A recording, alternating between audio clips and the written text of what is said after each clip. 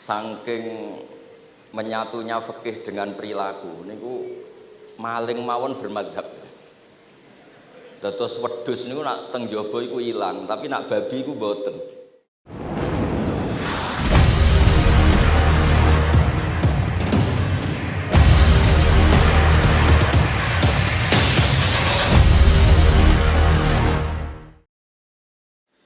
Wau Mbah Mus cerita mergi menangi Bali Maksum. Kula sesuai kontrak baca kitab karangan Bali Maksum. Kula pernah digojlok seorang wartawan. Kados ceritane Mbah Mus wau. Saking menyatunya fikih dengan perilaku niku maling mawon bermadhab. Dados wedhus niku nak teng jaba iku ilang, tapi nak babi iku mboten. Mergi maling niku ngerti nak babi ku haram, wedhus niku halal. Pas penjaraan teng Jakarta nggih ngoten, wonten tiyang jarah babi. Jangan ini haram, kambing saja. Jadi saking menyatune pendidikan Islam niku maling mawon tesih gadah madhab. Dinak nyolong niku wedhus mergi halal, ampun nyolong napa? Babi. Niku kisah nyata, kula nate dolan teng daerah mriki. Kenapa ini di luar kalau itu di dalam? Oh kalau ini di luar gak ada yang nyolong Gus, tapi kalau di mereka sing ning jaba niku babi, sing ning jero wedhus. Mergo jare malinge tesih bermadhab. Terus memang cerita-cerita seperti itu kathah mboten sekedar anekdot. Sementing kula badhe cerita tentang dzurriyyah-dzurriyyahipun Bali Maksum wonten sing nom-nom lah sing kula wani ngandani wonten Mas Hilmi, wonten Mas Zaki, wonten sedanten Mas Afif. Kenapa kitab itu harus dibukukan, harus didokumentasi, dan kenapa Bali Maksum menulis Hujjatu Ahli Sunnah wal Jamaah. Kalau boten niat pamer, kalau ini pembaca Al-Ibris, pembaca Al-Iqlil, pembaca risalahnya Bali Maksum Hujjatu Ahli Sunnah wal Jamaah. Saya juga baca buku-buku karangan orang-orang dulu, terutama tiang Indonesia.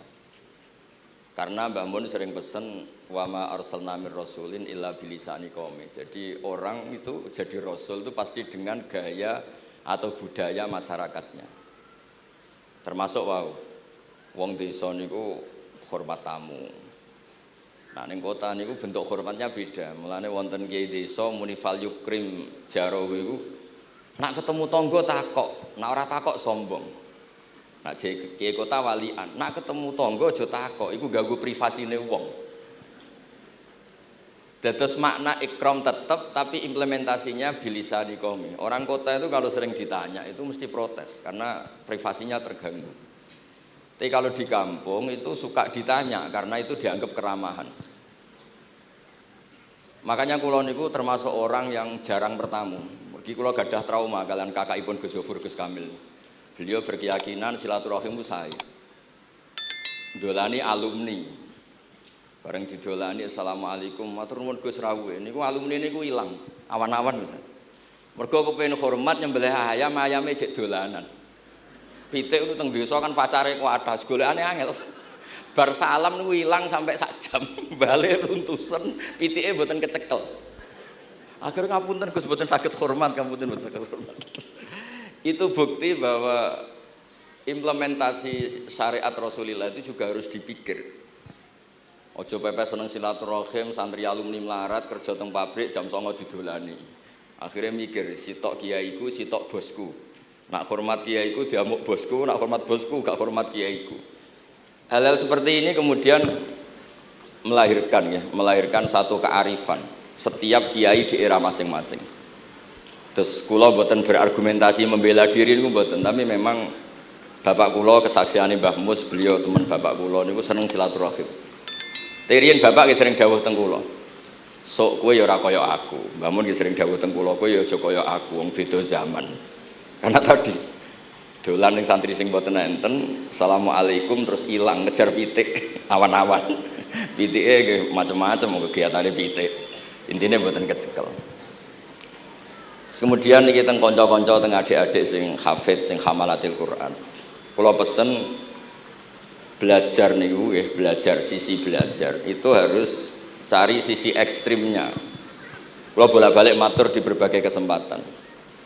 Wow, kekhawatiran Mbah Mus kalau ada orang hanya kembali ke Quran itu memang bahaya sekali. Bayangkan kalau ada orang misalnya hanya mengharamkan al-jam'u bainal ukhtain, karena itu yang disebut Quran wa antasma'u bainal ukhtain. Jadi yang haram itu menikahi kakak dan adiknya, adik dan kakaknya sekaligus. Di situ tidak ada penjelasan perempuan dan budenya, perempuan dan mbahnya. Kemudian zaman Nabi Sugeng hanya ditambahi wala bainal mar'ati wa ammatiha, wala bainal mar'ati wa kholatiha. Dan tidak boleh menikahi perempuan plus buliknya atau budenya. Nabi sempat melarang. Karena kula sebagai lelaki niku jek masuk lah. Misalnya bojone jenengan umur 17 tahun, bulike umur selawe 17 jek mungkin masuk lah dalam definisi biologis itu masih masuk. Dan Nabi tidak pernah menambahkan wala binal mar'ati wa jaddatiha. Karena kalau istri kita umur 20, banyak mungkin umur 70. Itu kira-kira enggak usah dilarang ya ora kepikiran lah. Jadi orang kepikiran ya rada sableng. Nah, kemudian kalau hanya kembali ke Quran, nanti kita hanya mengharamkan al-jam'u bainal ukhtain, karena itu yang disebut Al-Quran. Wa antasma'u bainal ukhtain. Lalu lahirlah pakar-pakar balaghah. Itu disebut min itlaqil ba'di wa iradatil kul, yang disebut ukhtain tapi maknanya bainal mar'ataini sing bainahuma ada mahram atau ada mahramiyah. Antasma'u al mar'ataini sing bainahuma mahramiyatun. Jadi barokahnya ngaji sama ulama itu kita tahu duduk perkaranya. Ini lafadz yang mewakili atau lafadz yang sebenarnya atau lafadz yang simbolis. Lafadz simbolis itu saking mangkelnya Allah. Itu kalau ada orang salah itu disebut wa ja'ala minhumul qiradata wal khanazira wa abadat tauhid. Jadi kalau misalnya dalam penelitian tidak pernah ada orang yang dirubah Allah menjadi kera, menjadi babi, itu kita masih bisa menganalisis itu saking ibaratun an ghadabillah, atau diistilahkan balaghah ini tasbih yang balik sehingga ada tuh tasbih dibuang. Jadi kalau orang Arab senang seseorang masih bilang Zaidun kal bakhri, tapi kalau senang banget bilang Zaidun bakhrun. Kalau gantengnya belum ganteng banget masih dibilang Zaidun kal badri, tapi kalau sudah ganteng banget kayak Rasulullah SAW disebut anta samsun anta badrun, kaf taswihnya dibuang, dan itu ablagh lebih balik. Jadi PR kita sebagai ahli Quran ini adik-adik itu tidak selesai.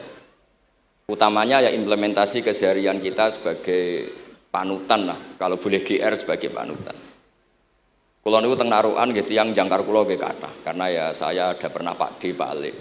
Kulo nggih tiap hari nggih teng Tegal ya, malah pun terencanakan ambek uzlah. Dadi kula niki pun matur Gus Afif niki kontrak kula pun bar kitabe Bali ben diwaca putu-putune kok enak ngongkon wong liya terus. Terus ngengken tiyang ngeten iki ya rodok masalah saja. Jane kitabe bae diwaca putune. Dulu itu biasa.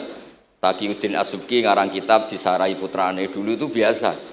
Imam Haromen ngarang kitab, ya semuanya bapak ngarang disarai anaknya, anak ngarang disarai cucunya, itu biasa dulu. Kalau sekarang enggak, mbahnya ngarang, kula kan maca. Putune karek ngrungokno, nak cocok dilem, nak ora dikritik. Terus saya minta ya, tradisi kula nu mboten sombong, di hallnya bapak itu saya tiap hallnya bapak mesti baca kitab. Mboten nate ngundang sinten-sinten.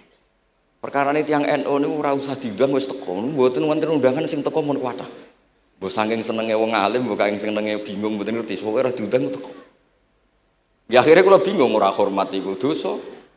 Hormat iku sing teko iku ninggal kewajiban ngurusi bojone, timbang ngurusi bojo ribet nekani hall. Timbang mulang madrasah buncahe beling-beling bisa ora sithik nekani hall. Terus kadang-kadang tiyang lunga niku nggih pelarian mboten mesti hormat. Niku penelitian niku sampean cek. Terus niki kula cerita pentingnya belajar Quran.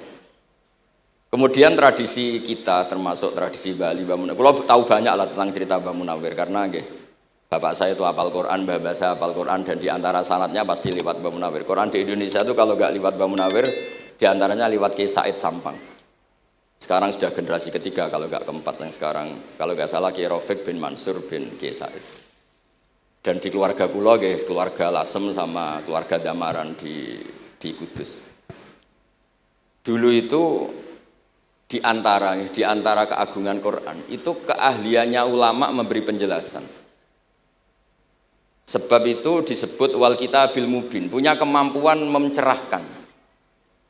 Kula memberi analogi, kalau kita belajar Ihya, itu hal yang tidak masuk akal itu menjadi masuk akal. Misalnya begini, orang itu kalau dirasani itu harusnya seneng, karena itu app kamu dibuka dan kamu menjadi tahu. Lau akhbaroka mukhbirun bi anna fi jubbatika akroban aw hayatan akun tataskuruhu. Kalau ada orang memberitahu saya bahwa di baju kamu ada kalajengking atau ada ular berbisa, kira-kira saya matur nuwun apa enggak? Harusnya matur nuwun, karena itu bahaya sekali kalau ada di tubuh saya. Harusnya ketika orang itu dikritik dengan kesalahan yang nyata, bukan fitnah, kesalahan yang nyata.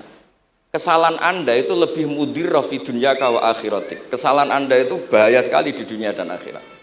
Sekarang kamu menjadi tahu karena dikasih tahu. Harusnya matur nuwun sama yang ngasih tahu. Kama anna huzati lau akhbaraka mukhbirun fi anna fi jubbatika hayatan akroban akun tataskuru. Pasti kita terima kasih. Tapi kita sebagai hafid Quran kalau disuruh belajar fikih, wong aku mondok kon ngapal kok belajar fikih. Kadang-kadang malah saking kaconya itu, aku wong Quran, iku wong kitab. Memangnya kitab jubuk konti nak boten nggih Quran.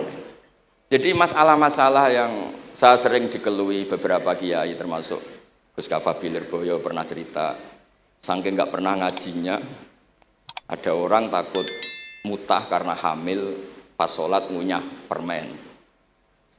Nggak tahu kalau itu membatalkan apa? Sholat.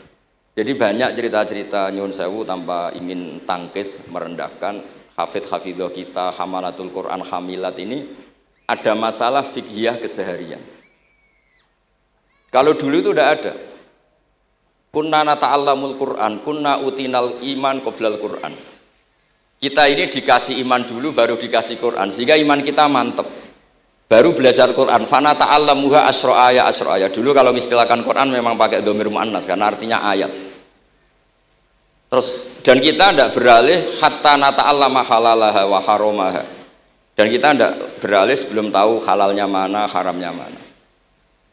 Ini penting karena ada hal-hal yang sifatnya itu fatal kalau tidak ngerti. Misalnya tafsir, itu ada ayat wa min thamaratin nakhili wal a'nabi tattakhiduna minhu sakaron.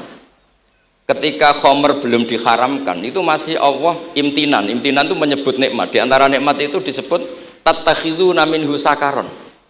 Kamu itu kalau punya buah anggur bisa agak-agak ngefly dan itu bisa melupakan problem Anda. Kemudian ketika perang, itu orang Islam itu sadar, yang orang kafir itu agak sakau, agak sakaron. Kalah dia pede, yang orang Islam gak pede karena sadar. Akhirnya masih ada jawaban kul fihi ma itsmun kabir wa manafi'u linnas, termasuk terus kendel. Akhirnya ya sama-sama agak ngefly, sebagian ya tidak semuanya. Sehingga haramnya khomer itu sampai 3 kali periode. Nah, pernah haram hanya kalau mendekati sholat, la taqrabus sholat wa antum sukaro. Tapi kalau mau sholat duhur ya nyakonya itu jam 7. Jangan setengah 12, nanti masih kuliah ibal kafirun a'budu ma ta'budun wa antum abidu nama. Karena peristiwa itu baru terakhir diharamkan tanpa catatan. Nah hal-hal seperti ini misalnya saya ini Mbah Mus sering ngendikan, Pak Kures juga sering ngendikan, saya tidak percaya terjemah, kata Mbah Mus. Ya karena kalau terjemah itu berdiri sendiri, ada ayatun mansukhoh atau ahkamun sing mansukhoh atau hukmun sing mansuh. Kebetulan anak ini belajar yang mansuh, dia tidak ngerti nasihnya, yaitu terus dipegang, katanya memegang Al-Quran. Padahal hukum itu sudah diganti sama Allah Ta'ala, disebut nasah mansuh. Sehingga dulu kalau Sayyidina Ali ngecek beberapa masjid, ada guru atau ustadz, kamu pengajar Quran? Iya. Apakah kamu ngerti nasah mansuh? Enggak. Jawabnya Sayyidina Ali, halakta wa ahlakta, kamu sendiri rusak dan kamu merusak orang lain. Nah, ketika di Kerapia itu ada Mbah Ali Maksum, Mbah Maimun tuh sering cerita ke saya, dhisik iku hak Mbah Munawir saking kepingine santri Quran yang ngaji kitab. Iku kalau ada santri Lirboyo atau santri mana mulang muin itu Mbah Munawir ikut sebagai percontohan ben santri-santri itu seneng ngaji fikih. Terus kata Mbah Mun, saking kesemseme Mbah Munawir iku ambek wong alim, delalah besanan wong alim. Dulu Mbah Zaini pernah angsal keluarga Lirboyo, sehingga beliau punya dzurriyyah teng Lirboyo. Terus besanan kalian Mbah Maksum. Nyai Hasyimang Sal Bali Maksum, sehingga terus di Krapyak itu banyak orang-orang alim. Tapi terus Mbah Mun cerita kabeh ono regane, Bali Maksum terus populer sebagai alim alama, sehingga yang ke Krapyak itu ya ora pati niat tahfidz, niate ngaji kitab. Singkat cerita di era itu ada Ki Abdul Qadir, tapi pondok Krapyak Bali Maksum terlalu populer sehingga terkenal ngaji sorof Bandungan. Sehingga dulu di Indonesia itu ada sorofnya Mbah Ali Maksum, ada sorofnya Mbah Maksum Ali Kuaron itu. Nah yang sorofnya Mbah Ali Maksum ya fa'ala yaf'ulu uf'ul. Kalau sorof di Mbah Maksum Kuaron fa'ala yaf'ulu fi'lan.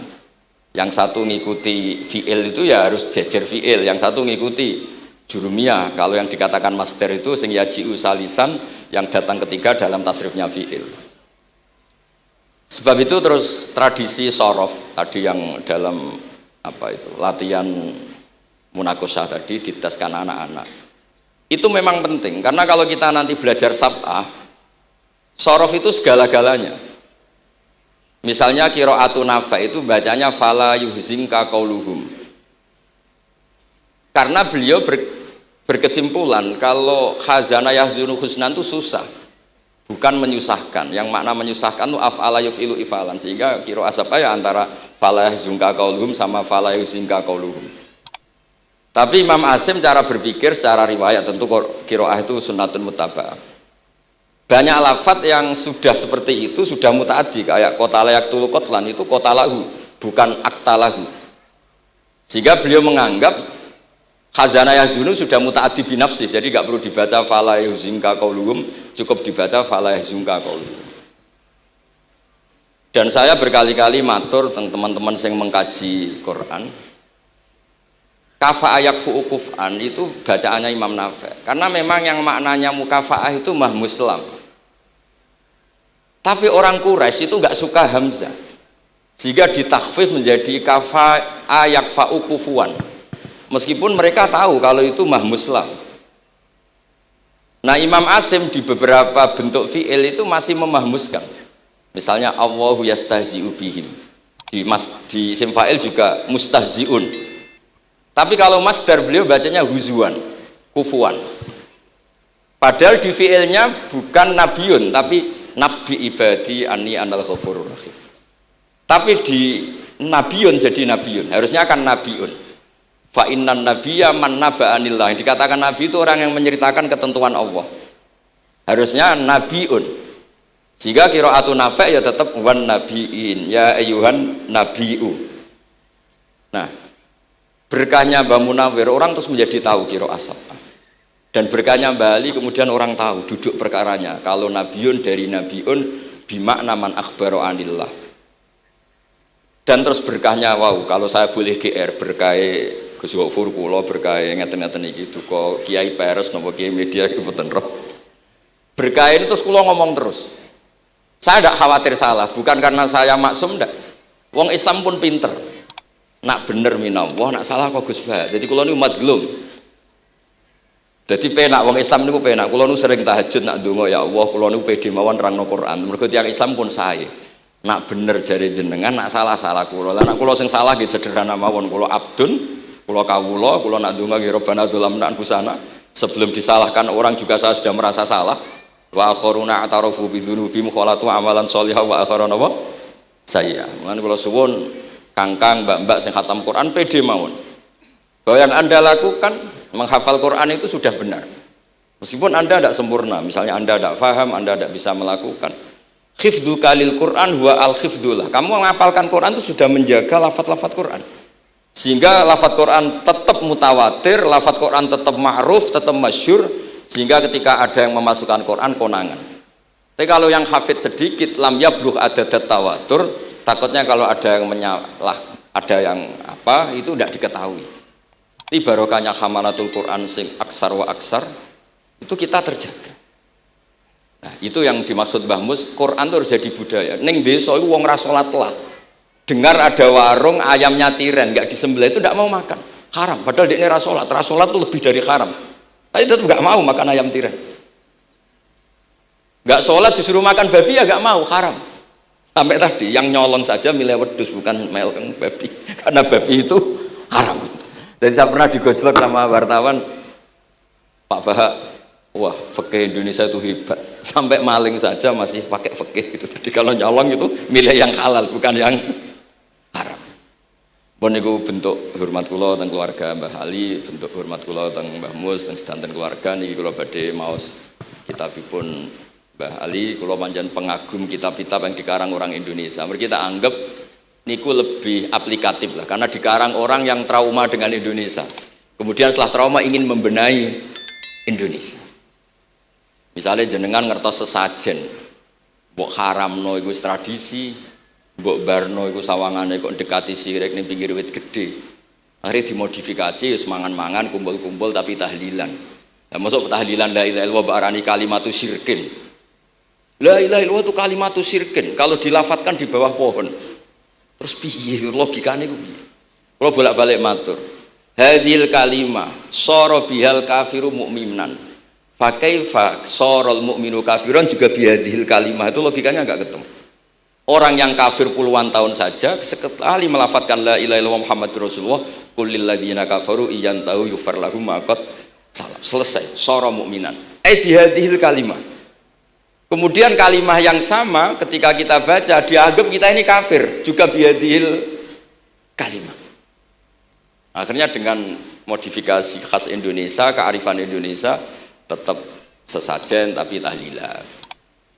Tetap melakukan hal-hal Jawa tapi dimodifikasi menjadi Islam. Kalau kita misalnya orang modern nggak ingin mengganggu orang lain yang kita tamui, gampang dalilnya. Ada ayat la tadkhulu buyutan ghaira buyutikum. Kamu jangan sowan ke orang lain atau dolan ke orang lain. Hatta tastanisu, ukurannya bukan salam dulu, bukan hatta tusalimu, hatta tastanisu. Jika kamu merasa nyaman, kamu bisa ngukur tingkat akrab kamu, kamu bisa ngukur jamnya orang itu, kamu bisa ngukur kebutuhan orang itu. Butuh saya ndak? Kenapa mertamu pengen kayak duit bebas jam? Atau kamu orang cantik yang kamu tamoni sing seneng kue bebas jam? Tapi aku apa nagih hutang? Mertamu orang yang kamu tagih itu mesti kamu dianggap problem. Atau mertamu orang yang nggak akrab di jam istirahat, tentu kita ada nggak problem. Makanya ukurannya Quran tuh hatta tastanisu, kamu merasa nyaman. Istiqnas itu nyaman, enjoy. Kayak saya dolan di Gosofur kan akrab mulai kecil teman saya, mungkin bisa ngabaikan jam. Jadi kalau saya dolan di kiai yang nggak kenal saya, mungkin kedatangan saya dianggap problem karena di jam tertentu. Saya harus mikir kayak apa hebatnya Quran ketika bikin aturan la tadkhulu buyutan ghaira buyutikum hatta tastanisu. Setelah nyaman nggak apa-apa waktu salimu, jangan salam dulu. Istiqnasnya nggak kena, salamnya geger. Akhirnya banyak kiai keselak. Assalamualaikum pas makan, nggak dijawab. Assalamualaikum. Nah hal-hal seperti itu harus santri-santri ini kalau niat ngandani lari-lari, bukan niat ngandani kiai-kiai, harus waqafil qalb, harus warrasikhuna fil ilm. Tahu betul kualitas hatta tastanisu. Kamu itu merasa nyaman istiqnas. Kemudian rasa nyaman ukurannya apa ya? La dororo wala diror. Kamu tidak ganggu diri kamu sendiri, juga gak mengganggu orang lain. Sehingga setelah itu semua baru watu salimu ala ahliya. Nah, andai kan kita ya tadi Dawe Mbah Mus, kita semua sudah seperti itu. Kalau bertamu di orang ya kita ngukur tingkat akrab kita, tingkat dibutuhnya kita. Sehingga di tradisi NU itu ya dolan kiai pendak diundang karena itu pasti diinginkan. Wong kula nate diceritani pernah misanani Mbah Mun. Kula nate Gus ditiliki Mbah Mun mboten seneng. Kena apa? Beliau pas khutbah Mbah Mun rawuh delalah Mbah Mun jarak salat ning saf awal. Bar niku tiyange meruntus meriang. Karena khotib tuh harus naik ke mimbar kudu ngandani takwa usikum wa nafsi takwa. Teng isore niku Mbah Mun. Walhasil terus loro terus wan yai. Mbah, nak dolan nggih dikira-kira, ampun pas Jumatan. Semenjak niku Mbah Mun Mbah Sahal itu nak Jumatan tengguri. Mbah Sahal itu kalau Jumatan itu sudah komat gelar, beliau keluar dari mobil serenane itu miyos terus sholat terus kundur. Kalau dulu janggal iki wong alim alama nak sholat kok guri. Ternyata itu enggak ingin jadi problem bagi khotib. Jenengan iso bayangno khutbah ning ngarepe Mbah Mus terus kula munggah ngeten nyekel tongkat usikum wa nafsi fi taqwa. Terus apa ya akhirnya terus Kula niku kan jare wong akeh, mboten tenan Bu. Jare wong akeh rada iso ngaji. Kula nek Jumatan niku guri gara-gara diceritani niku. Ternyata khotibe ge cerita kula, matur nuwun Gus, pokoke nek pas Jumatan aja ketok. Dianggap musibah, kedatangan kula dianggap musibah. Nah, hal seperti itu ya ukurannya gampang, kata napa? Tastanis. Pun niki kula maos terakhir niki, padha niki Gus Ilmi, Gus niku sing Gus Hafiz pokoke sing waris-waris niki. Niki cerita kemarahanipun Bali Maksum ngadepi firqah-firqah kelompok-kelompok sing mboten jelas nih. Oleh ngendikan niku kula masih ingat karena saya khatam kitab ini itu 2 kali. Nggih khatam tenan maksudnya kula sinaoni terus padanan dalil yang beliau sebut tak cari sampai ketemu bener-bener kula cari. Ya saya ulang lagi. Dalil padannya kula cari terus emosi-emosi beliau juga tak tulis. Karena beliau di antara yang diceritakan itu sampai ngendikan wahal bi jununun, kata beliau, apa saya ini sudah gila ketika saya fatwa misalnya orang nggak boleh ziarah Rasulullah Shallallahu Alaihi Wasallam. Itu artinya menghalangi orang ketemu nabinya. Makanya bener Mbah Mus tadi ada orang tuh debat wiridan itu sunat atau ora, dalile piye. Terus ada orang yang provokasi gini, kamu dikatakan bid'ah setelah sholat gak wiridan, kowe iku ben ora nyebut Allah. Terus kepikiran matur kula, wis Agus bar sholat itu pokoknya aku wiridan. Cek bid'ah cek ora, wong kok ora oleh eling Allah. Wis gak usah dalil-dalilan. Dadi pertama diprovokasi, wiridan model ngono iku ora ono sanate, ora ono hadise. Singkat cerita orang ini meninggalkan wiridan. Terus ketemu orang NU yang kebetulan rapati iso ngaji tapi pinter logika. Kowe ora tau wiridan saiki nek bar salat, ora tau, enggak ada hadisnya gini-gini. Kowe iku dibodoni, ben kowe iku ora tau nyebut Allah, ora eling Allah. Muring-muring tiyang niku. Akhire anggere bar salat wiridan. Mboten dalil-dalilan cara Mbah Mus, mboten dalil-dalilan. Lah niki nak cara Mbah Maksum istilahno betapa kaconya orang sing yahulu bainahu wa baina nabi. Memisahkan orang itu dengan nabinya Muhammad sallallahu alaihi wasallam. Kata Mbah Ali, wala zima kadzalik ayyakuna ulamaul Islam min awali hadil umma ilal yaumi fi khata'in azim haitsu annahum ya'taqiduna fi kutubihim ad-diniyah al-abwab wal fusul yadhkuruna fiha ziyaratahu sallallahu alaihi wasallam. Kata beliau, wa inni bima ahmidu min laqabi kiai amuru wa usaddidu fil amri kullu mu'minin ayasudda rahlahu tariklahu ila ziyarati. Jadi beliau sendiri di sini juga dan saya atas nama sudah diberi gelar kiai memberi fatwa begini.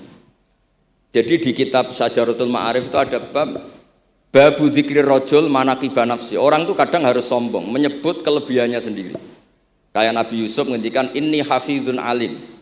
Nabi Sulaiman juga ngendikan wa utina min kulli syai'. Itu bukan sombong, tapi cara beliau untuk memaklumatkan. Saya belum pernah merasa ahli tafsir. Tapi kan kita khawatir kalau ada tafsir yang cara Mbah Mus tadi kiai produk sendiri.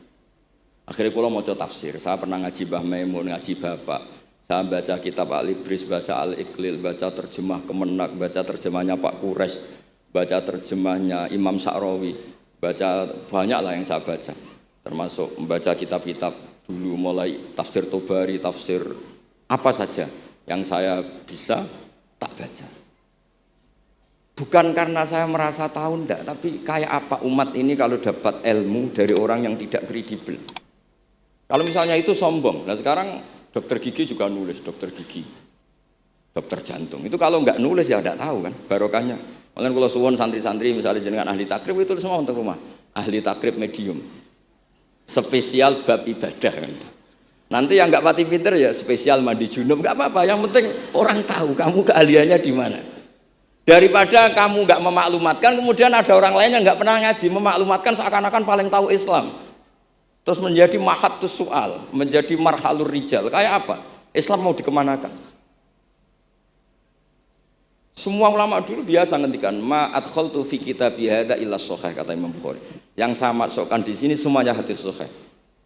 Dan sebelum saya masukkan sholaitu rakaatain, saya sholat dulu. Semuanya menggaransi kitabnya. Makanya di Syajaratul Ma'arif ada babu dzikri rajul manaqiba nafsi. Yaitu ketika Nabi Yusuf menghentikan ini hafizun alim. Nabi Sulaiman menghentikan wa utina min kulli syai. Wal anbiya kulluhum yaqulun inni lakum nasikhun amin. Semua nabi pasti maklumatkan diri inni lakum nasikhun amin. Saya ini penasihat terbaik, nasihat yang bisa dipercaya.